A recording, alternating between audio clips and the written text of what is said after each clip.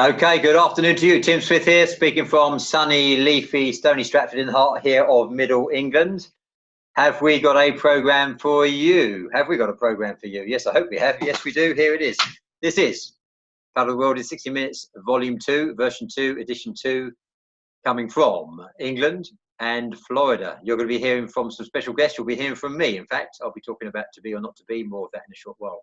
You'll also be hearing from lovely Liz in sunny, sun-baked Florida. She'll be talking about her top tips for technical togetherness and tactics. And then we'll switch to Citrus County a short while away to speak to Mike Mondrell, or he'll speak to you, and he'll be talking about his personal view, his life hacks and survival guide to combat lockdown, lethargy and languidity. Easy for you to say. Okay, further ado. Before I start, actually, if you've not been able to catch up with us live, this whole presentation, this whole feature, Live and Dangerous, or maybe not so dangerous, will be streamed. No, it will be streamed now. It will be on YouTube for you to view free of charge in a few short days, and it's permanently there, so enjoy yourself. It's free to subscribe, free to view, free. You get the idea. Okay, so please fill your boots, as they say in England. Anyway, moving on to my presentation, to be or not to be. Just bear with me while I share the screen. Sometimes, oh, it's looking good now. Yeah, it's looking good. Sometimes these things are a little bit sticky, so bear with me if it delays a bit because of bandwidth or whatever. So, to be or not to be, Hamlet's or Shakespeare's soliloquy, to be or not to be, whether it is nobly in the mind to suffer the slings and arrows of outrageous fortune, or take arms against a sea of troubles, and so opposing, end them, to sleep, the chance to dream. Hold that thought at the end, I'll come back to that bit in a minute, that's quite key. Now, basically what happens, I say basically a lot, when we go to camp, last 2 years certainly, then there's a guest presentation or a coach presentation feature first off in the afternoon where people can come along and the coaches are talking about some life experience maybe, or personal experience, jokey, less jokey, whatever, a bit of a short input. And this probably would have been my input, my 20-minute, 15-minute, 20-minute input. I'm going to say to be or not to be. It's about preparation that you can make, changes, adjustments, micro habits you can make before you even get in the dragon boat. So the sort of adjustments you need to think about before you're changing your lifestyle, not necessarily to become a top level racer, but become an active dragon boater, be that recreational, or we'd say corporate level here, or racing or national squad or whatever. So the full range, top to bottom. So to be or not to be a great paddler. Now I rely quite heavily on my my lectures and talks and chats on this chap here, Socrates. Now Socrates lived 2,500 years ago. He actually committed suicide. He was sentenced to death. Well, actually, it was enforced suicide. They poisoned him. It was a bit of a pain, was old Socrates, very old Socrates. But that's another story, not important right now. But he was writing and speaking about the same time when the Olympic Games were getting going, the ancient Olympic Games, and that interplay between physical health, mental health, psychological health. And there's lots of great quotes. And my favourite quote from him is, "An unexamined life is not worth living." An unexamined life is not worth living. And I've sort of purloined that into my minor philosophical viewpoint, and I've said an unexamined paddle stroke is not worth paddling, and that is what the essence of what I'd say good quality coaching is. But I'll just give you this background. When I talk about the subject, I mean, everyone's got their own way of putting it across. I call it the art of smart paddling. I have it on my corporate shirts and stuff. And this is my formula. So I say to people, you want to be a smart paddler, you want to be a good paddler, follow this formula and you'll achieve it. So I'm going to talk you through it, but the stuff I'm talking about in the meat of the lecture or the meat of the talk is about preparation. So when you get to that stage, you can optimize or maximize that. So let's just talk through it anyway, just for what it's worth. For what it's worth. Okay, that's an English phrase. I've been having a chat with Pat about that, for what it's worth. It's just a throwaway line, but no meaning other than that should be read into it. Anyway, moving on. 23. So 23, 20 people in the boat, 20 paddlers in the boat. So I think the engine room starts at the dragon's tip and finishes at the dragon's tail. More about that later on, perhaps. Anyway, 23, 20 people in the boat, plus the drummer Cox, plus the helm steerer, 22 people, and 23 is the boat. Now, it's not a sentient entity, but of course, it's got function and form, and it moves through the water, so you have to consider not just the hydrodynamics, but the manufacture and the performance of the boat when you're factoring in the people paddling it, of course. So that's part of that. P3 plus 3. So even though you don't study them specifically, then coaching to me is about a study of physics, psychology, race psychology, physiology, understanding how the body works to maximize the paddle stroke, and also a bit of philosophy as well, personal and borrowing from others. The 7 T's, timing, teamwork, technique, power, transmission. Add to that in racing tensegrity, that's biological tensegrity, also known as core strength and stability. Torque, as in not talk, blah, blah, blah. Torque as in turning force, and also tenacity. Get in a grip. Now, not physically and metaphorically and metaphysically getting a grip, not just of a paddle, but also gripping the subject and the understanding. The 4 C's, 4 C's of mental toughness. Pat touched upon mental toughness, slightly different take on it, but the 4 classic C's of mental toughness are confidence, control, commitment, and challenge. 3LM, laws of motion, Newtonian physics. Now, even if you don't or cannot recite the Newton's laws of motion or Newton's laws of motion, you will be working with them. And if you're a steerer, you will most certainly be working with law number 1. That's the body will continue at rest or in uniform motion to act upon one other force, I hear you say. Okay, the 10 is basically, most coaches I know, excuse me, have not 10 commandments, that would be wrong, but it would be 10 fundamentals. So I've got my own, like lots of other coaches, my 10 fundamentals about how you should propel a dragon boat and how the stroke should be developed. So that's what I call the art of smart paddling. That's my take on the subject. But before that, let's talk about pain. No pain, no gain. Heard that before? Total rubbish. Ignore that, please. As a young paratrooper, we lived by that. No pain, no gain. But really, in the world of advanced performance athletics, no pain, no gain, rubbish. This one here, Bruce Lee, great Hollywood. Pain is only weakness leaving the body. Fantastic quote. But actually, pain with a purpose, pain without a purpose. That's where we're going. You're pushing outside your comfort zone. We're not necessarily talking about elite level performance here, just pushing outside your comfort zone. Now, if I said to you, I set a fire in front of you on a desk, on a table in the garden, and I said, hello, Pat, Liz, whoever, Mike, put your hand in the fire. They'd probably say to me, you what? What's the point of that? No, I won't. Okay. However, moving that one step forward, say, for example, outside my house here, there was a car crash, car wreck. Car caught fire. I rushed outside, and inside I saw a child who was struggling to breathe and panicking. Would I stand by and watch and say, what's the point? Or would I, like most people I suspect, would grab an item or grab bodily force, break the window and rescue the child, at least attempt to do so. And in doing so, I'd sustain or be prepared to sustain a significant amount of hurt, injury, burns, etc. in the process. This is pain with a purpose.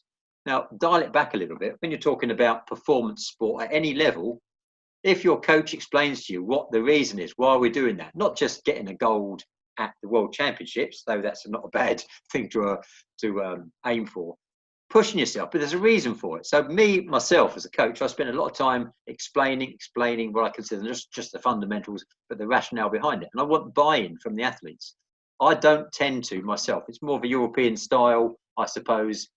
In fact, it's interesting because when I go to America, I would say to the crews, what do you think? And sometimes I say to me, well, you're the coach, you tell me. He says, yeah, I know I'm the coach. What do you think? But it's a more of a different style of doing things. I mean, it's just the way we tend to emphasize that more.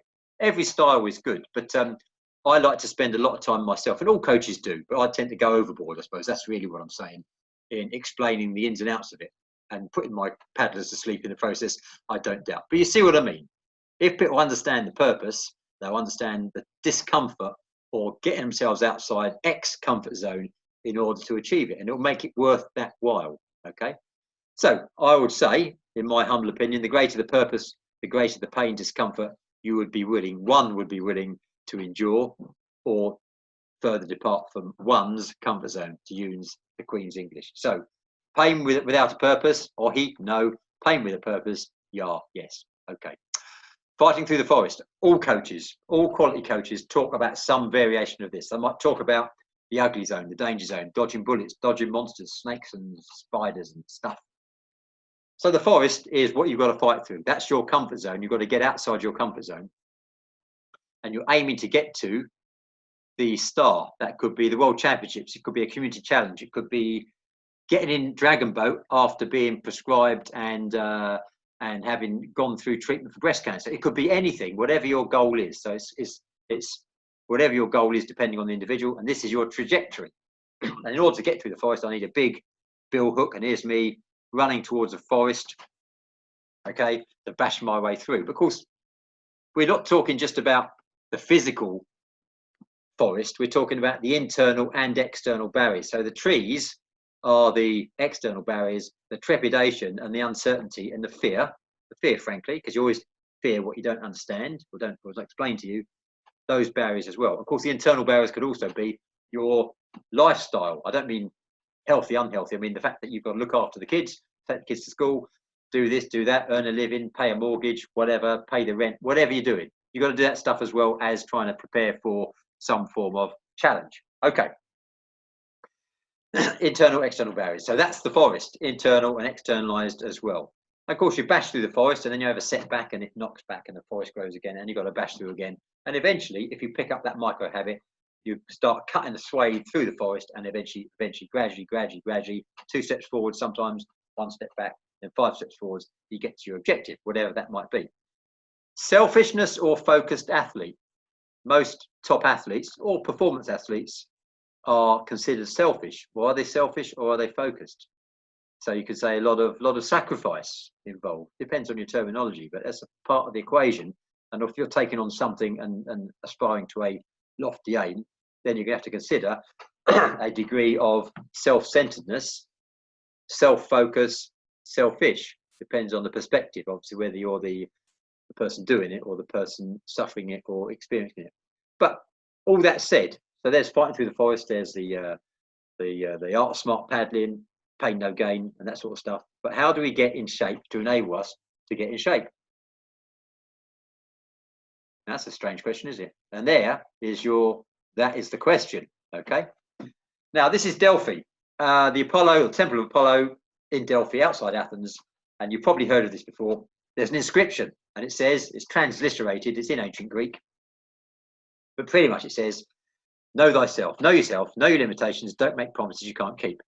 Now that's a big lofty thing to the outside world, but I'm talking here about the internal ones, making promises to yourself, undertaking a challenge, whatever that might be. Is it realistically you can achieve that given your circumstances, level of commitment, etc., etc. So know yourself, know your limitations, like Clint Eastwood, isn't it? A man or a lady has got to know the limitations. Don't make promises externally and internally you can't keep. So a bit of focus is really quite worthwhile. But the other thing I want to talk about Delphi is the 3 pillars, because any squad I've run, and I've run a few squads now, people in the UK, certainly people tend to get hung up on sessions. A session, obviously, training session is going to be what, 45, 60 minutes, depending what you're doing. And they like to, compare how many sessions they've done in a day. I've done 9 sessions, I've done 10 sessions. It might be 10 minutes each, but a quality session. So they always say to me, invariably at some stage, how many sessions, coach, how many sessions should I be doing today? And I say, 3. I say, what? 3? But what I mean, they're asking me a question, but I'm answering a different question. The sessions I mean are getting quality sleep. If you've got quality sleep, and I mean at night time, if you can possibly do it, quality food and nutrition. And then once you've got those 2 pillars in place, then think about quality training. Now, I'll explain this a bit more. I spent 30 years in the police, so a lot of that time I was doing shifts. And in fact, after the Olympics, my final year or so, I was a custody inspector in Westminster, central London, pretty much. And I was responsible for 3 or 4 custody suites with 70 plus cells, so up to a capacity of 70, 75 or so people in custody, and all their rights and entitlements, proportionality of their custody, etc., and all reviewing that sort of stuff. That was the job. And so that was kind of, I was dictated to by, I was doing 12-hour shifts, night, day, foolish. I was 52 years old, ridiculous. Even though I'm reasonably fit, doing nights at that sort of age, it really knocks the stuffing out of you. But I was trying to get on the ergo. We had an ergo at the NIC, the police station, and I might get on the ergo at 11 o'clock at night because that's all the time I could have. And I was going through my routine, whatever my routine might be, time trials or whatever I'm doing. And I wasn't achieving anything. It was the wrong time to be doing it. So when I actually retired, early 2014, from the police, that is, then the first thing that happened is I got 8 hours at least regular sleep most nights. I was still eating healthy anyway, but I was eating at regular times, at a sensible interval between my last meal at night and my first meal in the morning so I could digest. And almost immediately I took 5 seconds off my 500-meter time trial time. Now, if you're into time trials or single boats, that's a big deal. And that's only because I set up a balanced foundation. My base plate was my foundation was more solid. And once I had my food and my sleep, and my nutrition in place, then I could start making some sensible gains with my physical training, and it meant something rather than just pulling on the chain on the ergometer and achieving some meters distance travel. So I used to think in the old days that when people say to me 3 sessions, I'd say the 3 pillars. These are the 3 pillars. But as time has gone on and I've recognised the importance of sleep, remember, sleep, a chance to dream, I've recognised or now understand that actually it's 2 pillars on a solid foundation, and the fundamental pillar to anything you're doing, health, physical, mental, is sleep. Where the restorative power of sleep, and I would highly recommend this book. I don't normally recommend books, but I listen to this as a audio book. Actually, when I'm on the ergo, strange enough, and it's great because Matthew Walker is a Brit. He works in California. He's a researcher in sleep. He works at the University of California, Berkeley. We'd say Berkeley, but Berkeley. And he's been there 20 odd years. And I first heard him on Rogan, in fact, 2-3 years ago, talking about sleep, long form conversation, nuanced conversation as you get on the Rogan show and other good quality podcasts. Really talking, and some of the stuff he was saying was just fundamentally true and understandable. And I would highly recommend you read this in terms of the restorative benefits and power of sleep for health, welfare, sanity, all sorts of things. He talks about all sorts of things in terms of not just getting 7 to 9 hours sleep, but the rationale and the whys and the wherefores and the understanding. The fact that you work in cycles of sleep, which most people know. You have REM sleep, rapid eye movement, non-REM sleep, deep sleep, less deep sleep, dream sleep, etc. It explains all that sort of stuff, but really the benefits as well. That's really quite interesting information. So highly recommended if you have the mind to listen to that. Highly recommend. Cycles of sleep. I used to find when in the police, when I was a young police constable in the 80s, we used to do something called quick changeover, and that was we finished at 10 o'clock at night and started again at 6 o'clock the following morning. Crazy. And then we did finish at 6 in the morning and start again at 2 in the afternoon. Those 2 things twice a month, and we find we get about 4 hours sleep. If we've got 4 hours sleep, we're okay. If we've got 5 hours sleep, we're tired because we're finishing one cycle. But that's not sustainable over a longer period. But not surprisingly, that police, when they're doing what's called the force rota, they did 30 years, retired, and then died. Now they live for another 20, 30, 40, or hopefully in my case, 100 years after retirement. But that's another story, not important right now. Cat naps. A lot of Mediterranean countries, when they stopped doing the old siesta, their incidence of serious heart and circulation and diabetes went up.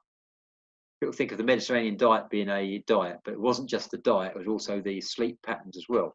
I've done some stuff in Israel recently, and the people on the kibbutzes where I was working, where I was doing some training, they sort of take the pee a little bit, take the mick out of people on the kibbutzes because they go to sleep in the afternoon.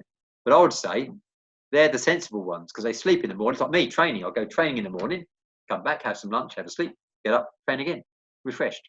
I think if you could do it, it's a sensible way to do things. And as you get older, it becomes more relevant.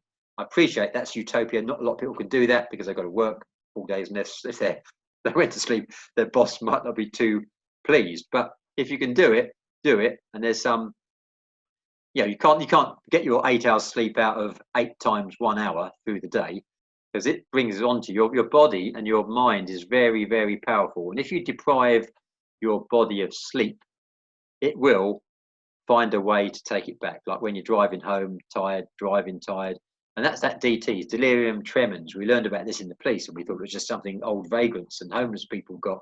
But basically, these are people who are hallucinating from having extended periods of poor sleep. And it does it will make you do all sorts of things. So it's worth reading the book. I'm not scaremongering here, but if you've experienced that or seen people experiencing that, very often it's down to lack of sleep, lack of quality sleep.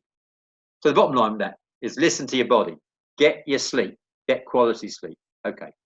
Food and nutrition. Now, diets. Anybody can achieve anything with a diet in 8 weeks.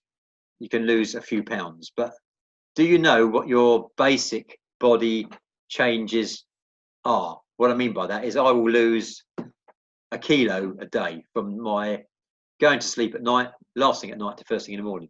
So that's my range. Your range might be 2 kilos. It might be half a kilo, whatever it might be. If you understand that, then you can start thinking about what sort of diet might suit you. So knowing your baseline stats, knowing your benchmarks. If you don't know that, then how do you know whether losing 5 pounds or 5 kilos or whatever is going to be relevant or sustainable for you? So when we talk about diets, all diets work to some people, but really food and nutrition is, if I've missed a slide there, I've got back one, I'll skip two. Food and nutrition, diets. Now, diet doesn't have to be this Tudor banquet here where you're eating pheasant and goose and a side of pork and half a swan and that sort of stuff. And it doesn't have to be bean sprouts either, somewhere in between. So what we're talking about is micro habits, setting up micro habits rather than the short-term fad. Anybody can lose weight in a short-term fads. What I'm talking about, not so much diet, but lifestyle change. If you're setting up a lifestyle change and say you want to lose a couple of pounds, lose a bit of fat, build a bit of muscle, whatever you're doing, become a bit more flexible around the midriff, whatever, it starts with understanding yourself. Know yourself. Yeah? Know your limitations. Don't make promises you can't keep. So it's a recurring theme, a very wise theme as well. Setting up micro habits, but you can only set up a micro habit if you know how you operate yourself.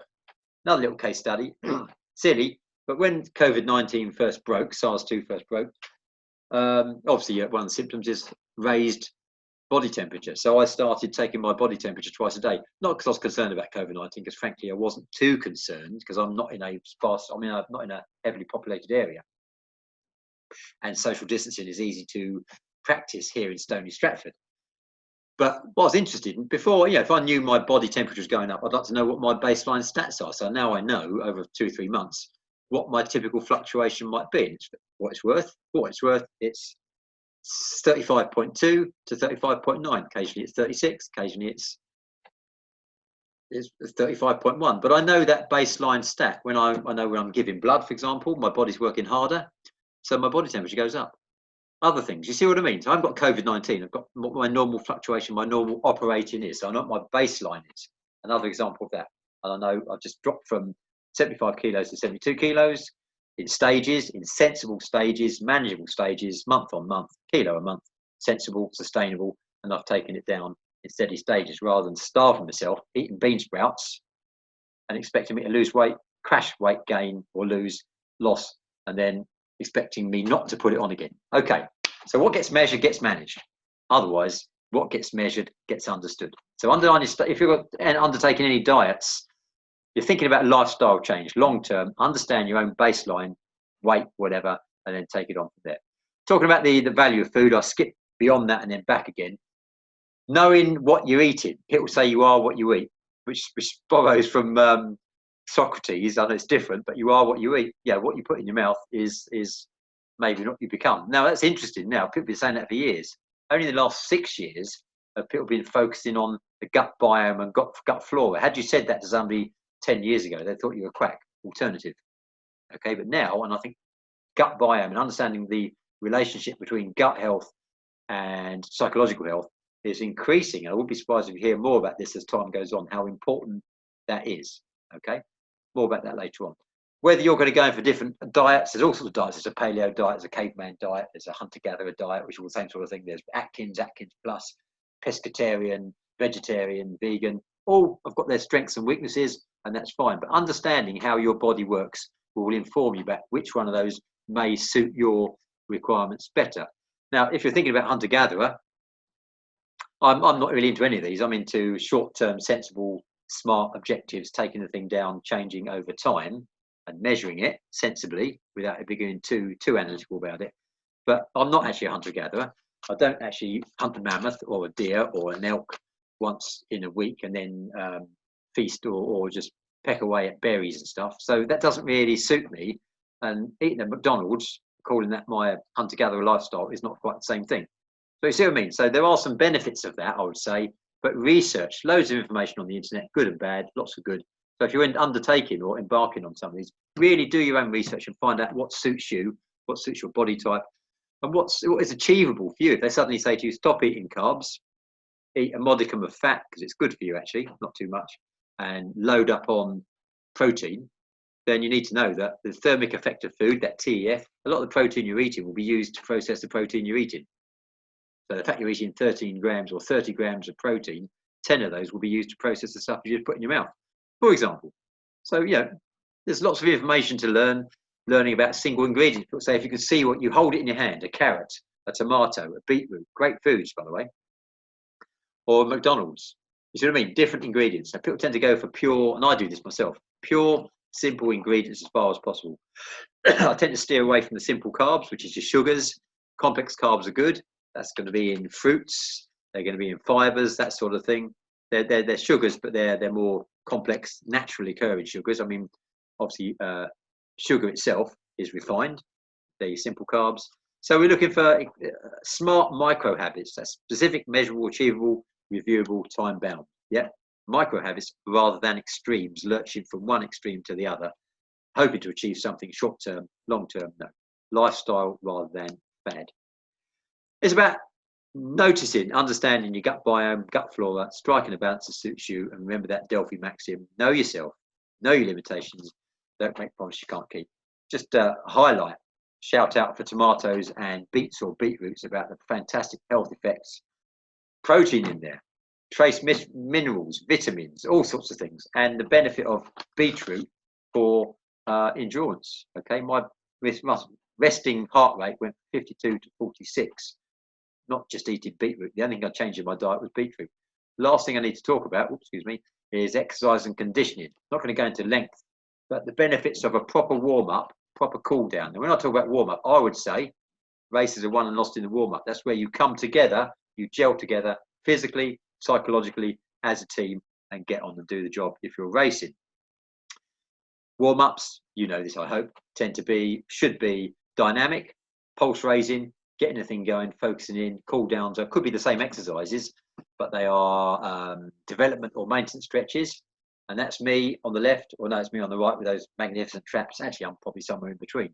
But deciding your body type and what you can, once again, the Delphi maxim: know yourself, know your limitations, don't make promises you can't keep. I'm really interested these days, or into what I call FAME. It's my own little system. It's flexibility, agility, mobility, energy. It's the maintenance stuff, right? So it's not the session itself, it's how you maintain and develop. And the analogy is, last analogy is your shoulders, your body. I mentioned it in last week maybe. Say your shoulder was or your body was a Lamborghini. If you had a Lamborghini and you didn't have it serviced and looked after it and kept it in the garage under wraps for 2 years and then jumped in it, and you'd be surprised if it performed as a Lamborghini. So what you need to do in your daily maintenance or periodic stretching stuff is not just wait till the Dragon Boat session, but do a range of performance enhancing, development, stretching, and that sort of stuff. I call it FAME, as you say. That's just one system to keep yourself going. So when you need to perform with the Lamborghini, it's going to be there for you. So do you want your Lamborghini to perform like a Lamborghini on demand? If the answer is yes, then have a think about proper warming up, proper cooling down, and proper routine, a proper routine of daily maintenance, stretching, and conditioning. Want to get famous? Do that. Talk to me about that, or talk to Pat or any of your other coaches. They have different ideas on that, but most people would agree that some regime of fitness and exercise will prepare you better for when you get in the boat and do the more paddle specific stuff. Okay, that's me. I'm out. That's just about 20 minutes, just over 20 minutes. Hope you enjoyed that. Any questions, come back to me. Happy to answer those. And I'll just now hand over to Liz. Liz, are you there? Can't see. I think she's asleep. Okay. Bit unfortunate. I think Liz, if you're on the screen next to Liz, can you give her a nudge and wake her up? Liz, can you hear me? Right, let's give her a squirt. Okay, Liz, can you hear me? That got on now. Okay, I'm just gonna. Okay, Liz, I hope you're awake because you are now the host. Catch you later. Cheers.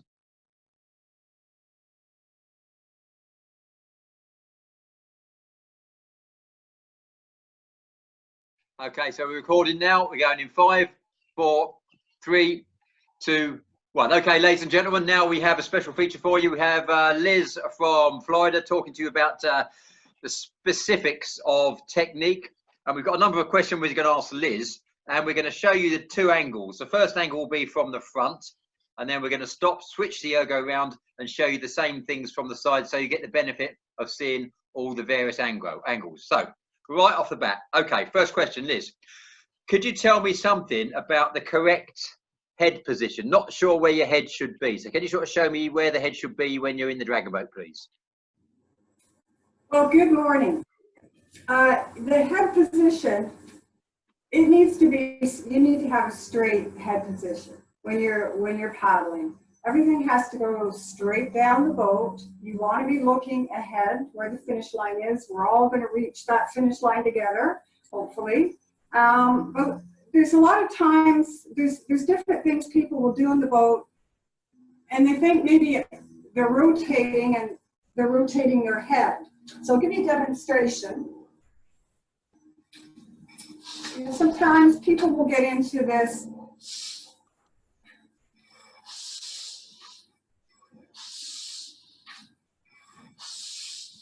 and it's great to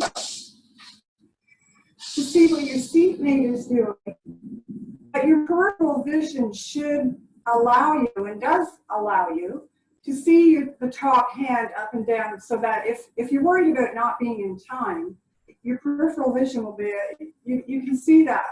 Now, some people mistakenly, you know, some coaches will say, okay, we want a nice big top arm, look through this window that's being created. So they take that literally and they start looking through the window. All you want to do is that you're big, your body is big, so that you get a nice stroke, you get a nice body drop. There's a whole lot of other features to having a big body, but right now the head position, you want to have it straight and it wants to be still. You need to have it still. And another thing, a lot of guys tend to do, sorry boys, but they really want to get a big, heavy, you know, power through that drive, that drop and the catch. And so what happens is, you do this, it's like, oh, I gotta get it. Drop the head, and dropping the head. So as I'm dropping my head, my paddle is going negative. All this force is on the back of my neck, and it's bouncing the boat. Okay. And you tend to lose your concentration on focusing on your muscle groups and your technique if you're just powering through. Because the whole point of the stroke in Dragon Boat is technique and focus. So you want to make sure you're keeping your head straight. We're not looking over to the side. And I say to my paddlers, most times it's ladies that do this. So I guess there's a guy thing and a girl thing. But I'll just say, ladies, do you drive your car with your head like this? You know, I'm really hoping not, but who knows? The point is, you want to have your head still, you want to have it straight, and look straight ahead with everyone else. You want to see what's happening around you and beside you, in front of you. So a nice, still, straight head is what we want. Okay, thank you very much. Okay, moving on. Thank you for that. How about leg drive? I'm not sure about how you achieve an effective leg drive. How would you go about that, please? Well, leg drive, and you'll notice an alternate use for my little handy dandy face masks. I'm going to show you what happens with knees. So your leg drive, you want your outside leg, your knee has to relax, because part of the leg drive in getting to that point where you're going to drive from your leg is you need to move your hip forward to the catch. And as you're doing that, your knee needs to relax. Your outside, it has to relax. So what I'm going to do is I'm going to give you a little idea of what it should look like from the front. Again, you'll see this knee comes up. My knee relaxes. It has to bend and relax in order for that outside hip to move forward. And what I'm doing is actually pivoting on my outside butt cheek. And as I come to the catch, this outside knee is coming forward. My inside hip comes back. So it's all related to hip rotation and leg drive. Now I'm at the catch and I start to drive. And what I do, I like to use my heel and drive down with my heel. And as I'm driving down, my quad is flexing. This big, big muscle does a lot of work on the stroke.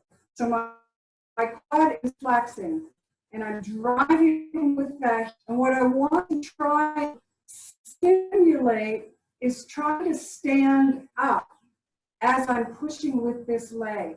I really want to drive, drive, drive. Get that, because this is going to create the resistance through with the paddle going through the water. Really want to create heavy, heavy resistance. To do that, I've got to drive with this leg, this quad. The big muscle, I've got to drive, and I'm going to sit up tall. I'm sitting backwards, but I want to sit up tall so my shoulders are ahead of my hips at the back of the stroke, at the exit. Drive. Drive. Misconception sometimes is I can be driving, but I'm staying in this forward position and I'm not getting the big leg drive. I can't make myself stand up if I'm doing this. So I have to push, drive, drive.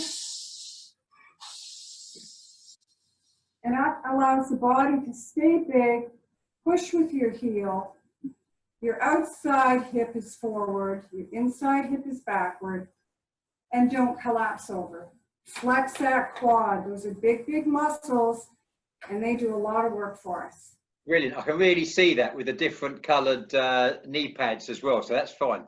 Okay, just moving on. My coach often tells me to get more reach, and I'm not entirely sure how I can achieve that. So how, if you had that problem, how would you get more reach out of your stroke? Oh, I don't know how. Give me another inch. Give me more reach. And so what happens sometimes, the dragon boat stroke is made up of two, you have to hinge, but you also have to rotate. So when the coach says, give me another inch, a couple of things happen. I'll show you it, it'll be better with the paddle. So right now I have a nice angle. You'll be able to see that here. I have a nice angle. Sometimes people will get confused and they'll go, oh, more reach. And they bring this top hand back toward their head, bend, have a real crook in the elbow, and now you've lost the angle. Your body's not going to be able to follow the paddle into the water. So you've got to make sure you keep that angle at all times for your stroke, for your catch. But what you do is you reach from your hip. That extra inch will come from your hip rotation. So here's hopefully you'll be able to see this, the hip rotation.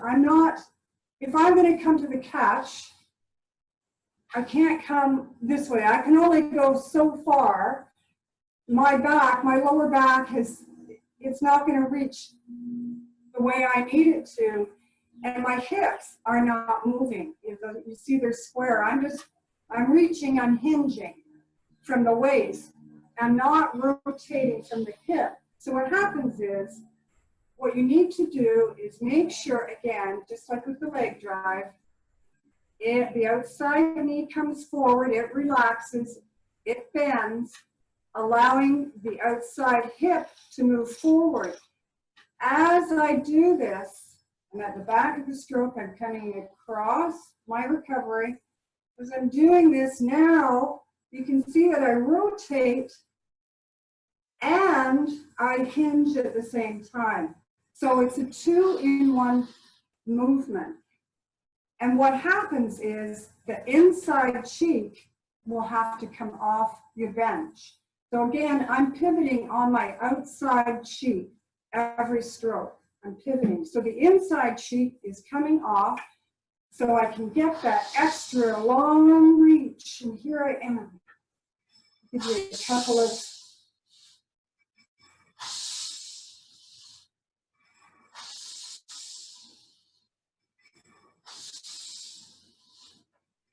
Now I can do that from the side view and you'll get a better idea of what that looks like with the inside cheek.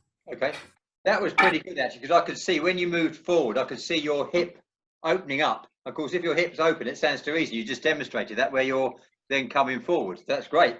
Okay, next one, fantastic. How about foot placement? So where am I going to put my feet in the dragon boat for the most effect? Well, foot placement, I like to have both feet in front. Now there's a lot of ideas out there, and some coaches like to have their athletes with one foot behind. It could be the inside foot, it could be the outside foot, but I like to have both feet forward. It's a more natural position to allow your hips to move. Yeah. Okay? You can see my hips moving. If my outside, I'm using the example on the left side paddler, if my outside leg is behind me, my hips are square and I'm not getting leg drive. They're not rotating because the back leg for me, it's stopping the rotation. Yeah. Okay? I'm trying to drive, but it's counterproductive because the outside hip should be forward. And right now, my inside hip is forward, and I'm working against, there's a huge big pull in the outside hip that shouldn't happen through the leg drive. You definitely need to have a big stretch all the way down to the hip flexor. Yep. But that's when both feet are forward, and you've got this great big stretch here, because I'm feeling this stretch in the hip flexor. But it's not a painful stretch because it's a natural position for the feet to be and the hips to move. So what I like to do is where the bench is, your little foot rail. Yeah. On the bottom of the boat, I like to use my heel. You might want to cut that. I'm going to use my heel, and I'm going to then take my other foot, and where the arch is, just tuck that arch in behind my outside leg, heel. Now I'm braced. I've really got a good foothold. I'm braced. That's my fixed point of contact in the boat. That's the one fixed point where I need to be locked right into the boat so that I can get my hip movement. And another example of this is if, for instance, I'm in a race and I'm doing a 2K turn. I'm in seat 1 or seat 2, and the coach asks me, draw, draw, draw. If I don't have my feet planted and fixed, I'm not going to be able to draw very far. I'm only able to go here, and that's not going to be effective to help turn the boat. I have to be able to get way out and get a big enough stroke. The only way I can do that have my feet planted firmly in the boat. If I don't, I'm gonna lose my balance, and it's not going to be effective. So I like to have both feet in front of the other. Hook them in best way you can.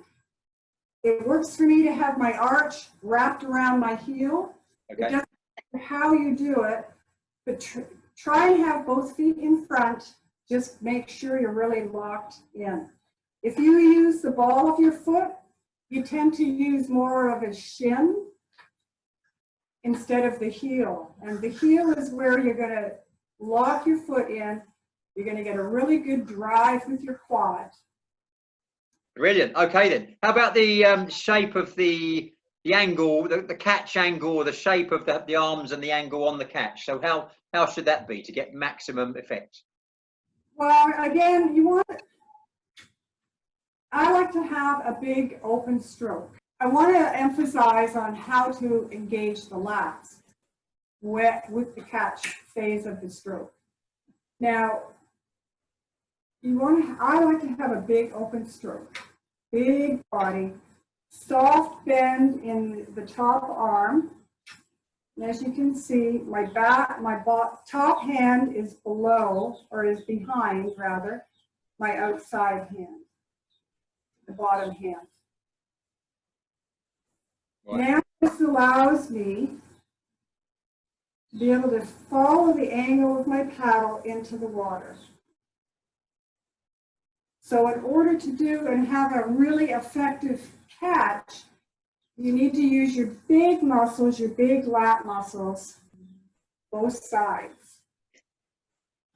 How to effectively do that, I find, especially for women, men, it seems they tend to be able to engage their pec muscles automatically. Women, not so much.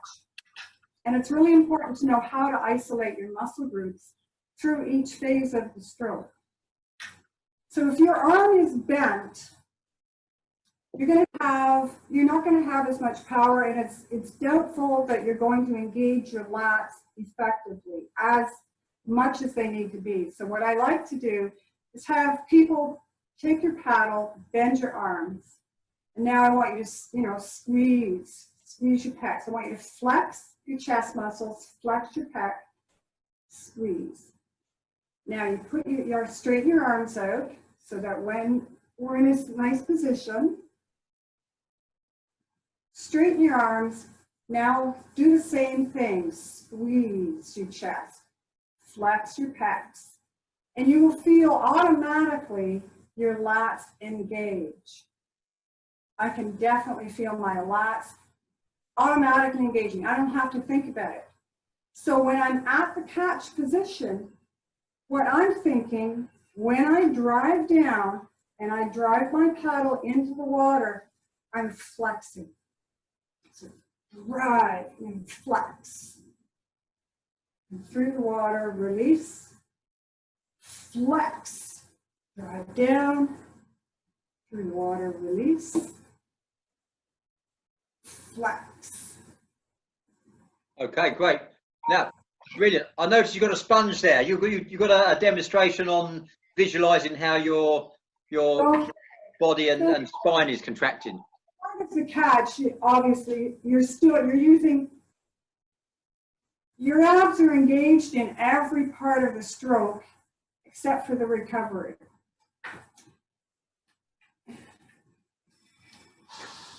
I'm at the catch. I'm driving down, drive that leg. This is my recovery. I'm relaxed at this point. It's my recovery phase. I can't stay flexed for the whole stroke. There has to be some kind of recovery. So what happens, as I'm at the back of the stroke, I'm recovering. What my abs are doing, I'm going to use this car sponge. I don't know if you can see it. Yeah. This is what happens. As I'm at the back of the stroke, I'm coming to the recovery. So when I'm at the back of the stroke, my abs have extended. Okay, they're no longer contracted. They're still hard.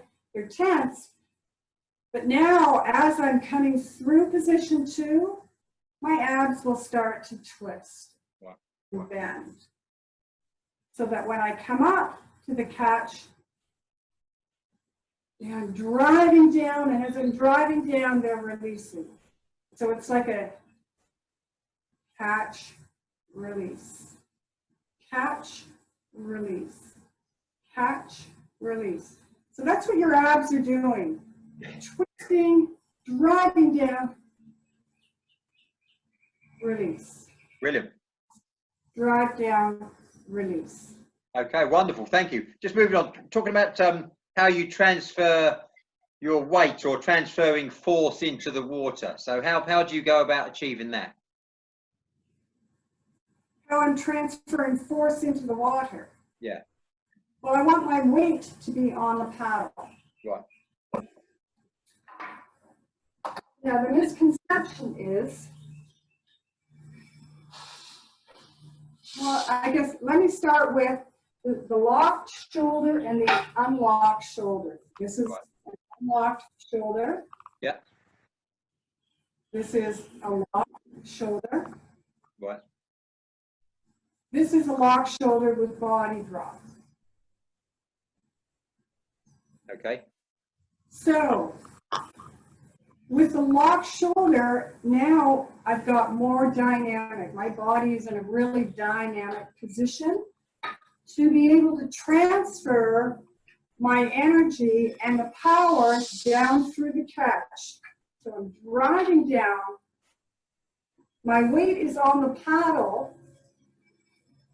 And what happens is some people think, okay, so the coach says you've got to have your weight outside the boat. Well, your weight is outside the boat as long as your outside shoulder is over the gunnel. But you don't have to bend in half to take that stroke. You just need to be forward, everything lined up, drive through. But I've got to drive down. So again, I'm flexing, driving down, transferring that energy into the water. I'm doing a big heavy press, accelerating the paddle through the water, driving with that leg at the catch to really find the resistance at the back of the paddle. It's easy for the water to push the paddle backwards, and you lose that exit position and that resistance at the back of the stroke. Just make sure you down, transfer your energy, flex your chest, engage your lats, drive with your leg. Boom.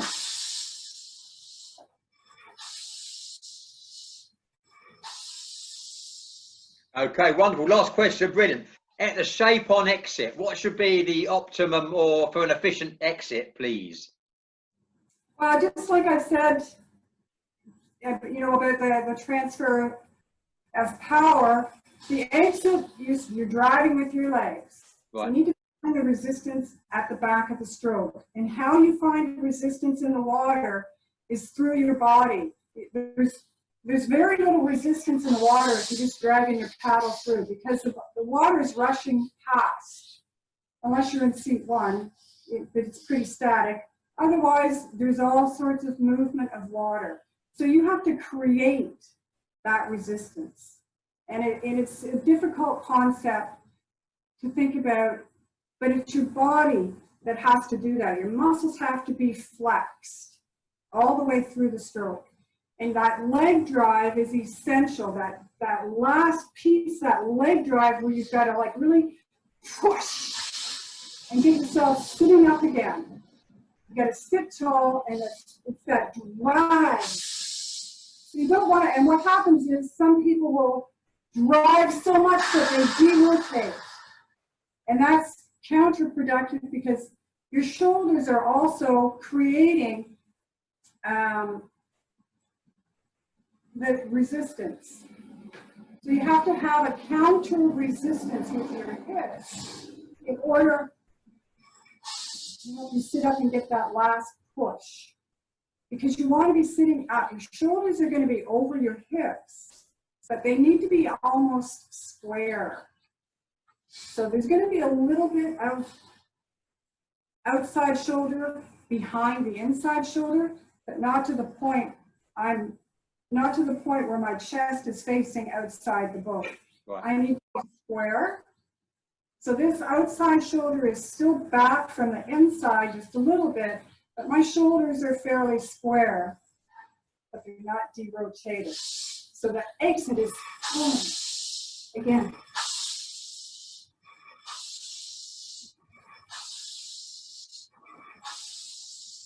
Make sure that you're sitting up and you've got a big body so that you can get that air through your recovery before you drive down again.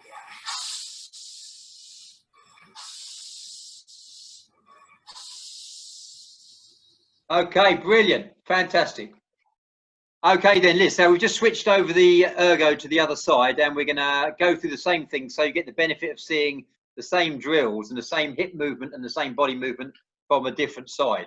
Okay, happy with that, Liz? Great. Okay then, so could you show us the head position again, please, just so we can get it from the side?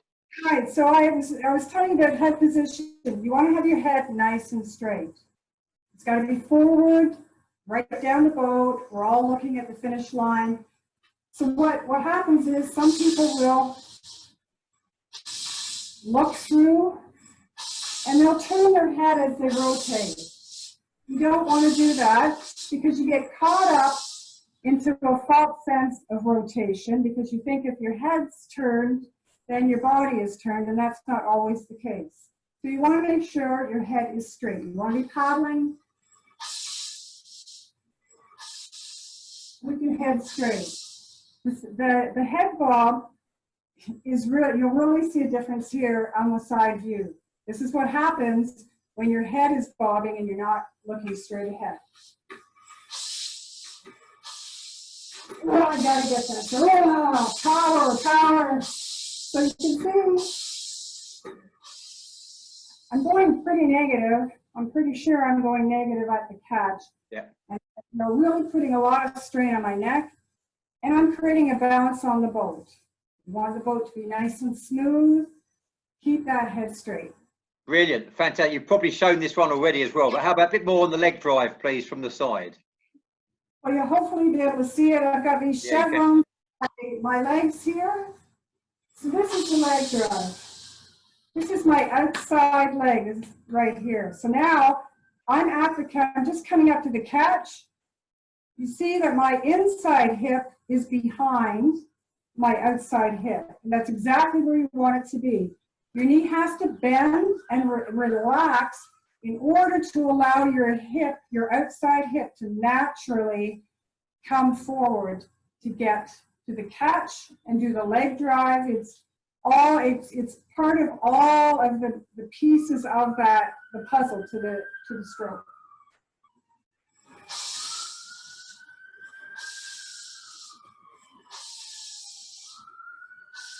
Okay, brilliant, yeah.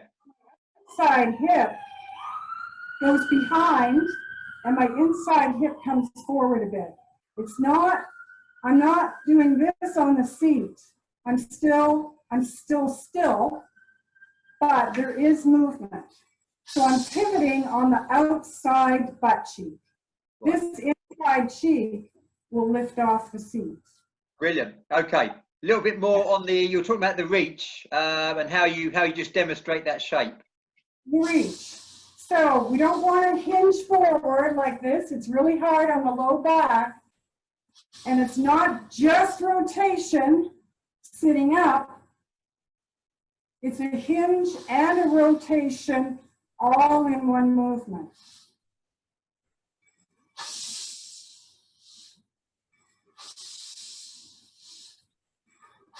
And I'm twisting and dropping.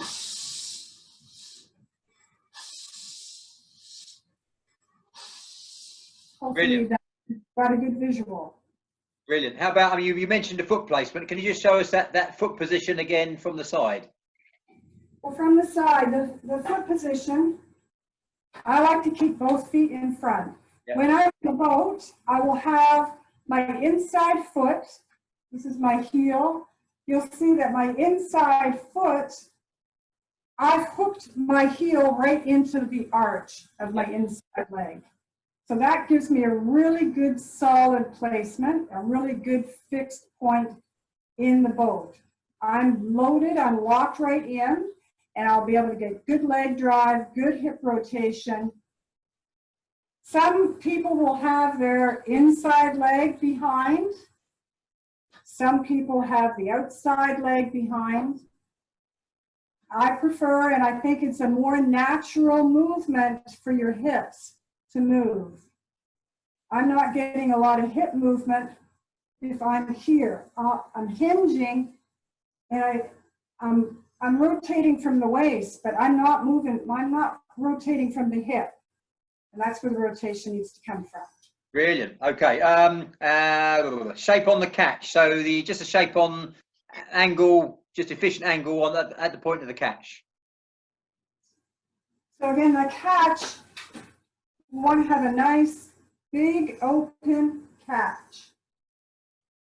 And what happens is sometimes the coach will say, give me more reach, give me more reach. And again, this is all part of the reach and the catch. You want to have a high hand. You want to have a nice 60-degree angle. And what happens is then you're coming through the catch you're flexing your chest, you're flexing your pecs, which is going to engage your lats, both sides, and you drive down. What happens is sometimes people will think, oh, I've got to get a bigger reach, and now they're bending this top arm.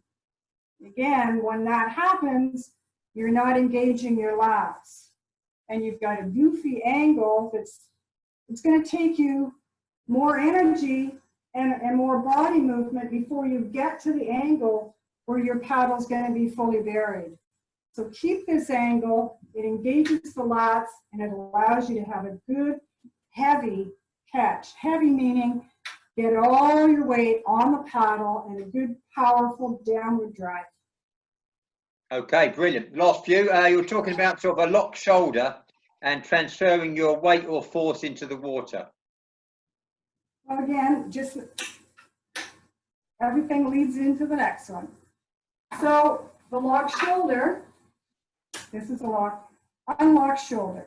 My arms swinging around, not really, there's no muscle engagement. And if I use this only, my arms, those tiny little muscles in the back, the little labrum and the little rotator cuff, they get really stressed and they get really unhappy and they get hurt. So what you want to do is make sure that your shoulders are locked. This is a locked shoulder. You can see now, I add some rotation to that. Now I've got a big dynamic stroke. And I'm allowing my muscles, my big muscles, to do all the work. I'll show you about the paddle machine. This is an unlocked shoulder. This is a locked shoulder with rotation.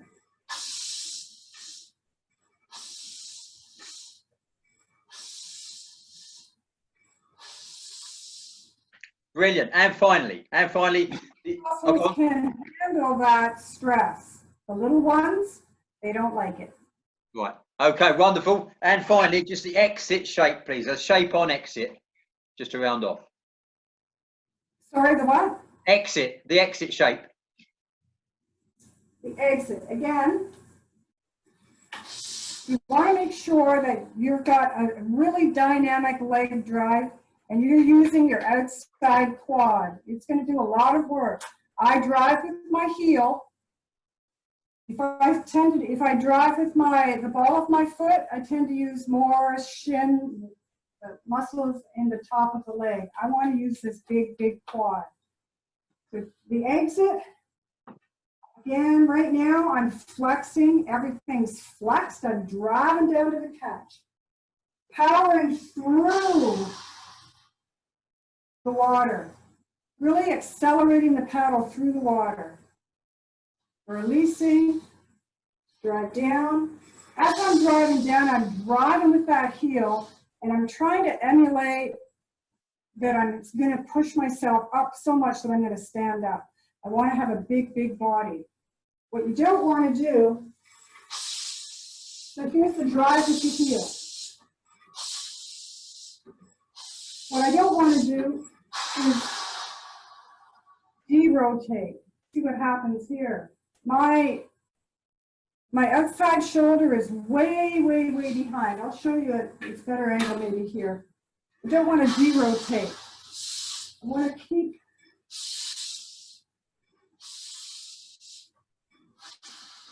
my outside shoulder is a little bit behind my inside shoulder. But for the most part, my shoulders should be square and they should be ahead of my hips at the exit. What we don't want is way past the hip and a de-rotation like this. Okay then, brilliant. Okay, all done. Right, thank you very much, Liz. That's a really clear, concise and logical explanation to it. Glad we did that. And it was really good to see the different angles, and especially with those chevrons you've got on your bottoms there and the knees. You can really see the knees going up and down. So it's really good. Thank you, Liz. We'll end it there, and we'll talk to you very soon. Thank you very much. Okay, ladies and gentlemen, before your very eyes, a slight change to the published program. We had a few issues with the live stream and the downloading and the bandwidth and that sort of stuff, which means basically we lost some of the recording yesterday. So we've redone Liz's component and we've lengthened it, so you've got a little bit more quality of the technical side of things. We lost Mike's component, but we're going to invite Mike Mondrell back for more of the same and maybe a few more exercises so he can expand upon his knowledge and understanding and give us a bit more insight into the weird and wonderful world of Mike Mondrell and his survival hacks. Okay, that's coming up. We'll probably invite him back for episode 4, we think. Now I'm going to switch over because I'm going to thank you for your attendance. Good to see a lot of you, more than last time, and hope we're going to build up that that attendance as well. Just before I quickly hand over to Pat to do the look forward for next week, remember the YouTube channel. The content will be published and uploaded or downloaded or sideloaded or something onto YouTube, and it's a free resource. So please feel free to have a look at it anytime. It's free to subscribe to it, free to view at any time, and that's the plan for it always to be that case, because it's a service we're doing for you and we're enjoying doing it, as a matter of fact. Okay, that's all from me. That's just I need to hand over to Pat, so hang on a minute, I'll see if he's here. Hello guys, Pat here. Just to look forward to next week. So we're going to have next week, I know I haven't got a Canadian accent, but next week is going to be Garth Cooper. Remember Garth Cooper, that technical guy? More from Garth by popular demand. He's going to come back and talk to you more about his data paddle and his strange and weird graphs and stuff and power uptake and watts and stuff and all that sort of business. So that'll be really interesting. I'll be looking forward to that myself. And also the lovely Katie from Fit to Row in Orlando. She's going to be live and dangerous on the Concept 2 Ergo, and she'll be taking through your paces once more. So look forward to that next week. That's going to be Friday. It's going to be the 15th of May, Friday next, same time, 1600 UK, and that's going to be 1100 hours Eastern Daylight Time. Thank you very much. See you all then.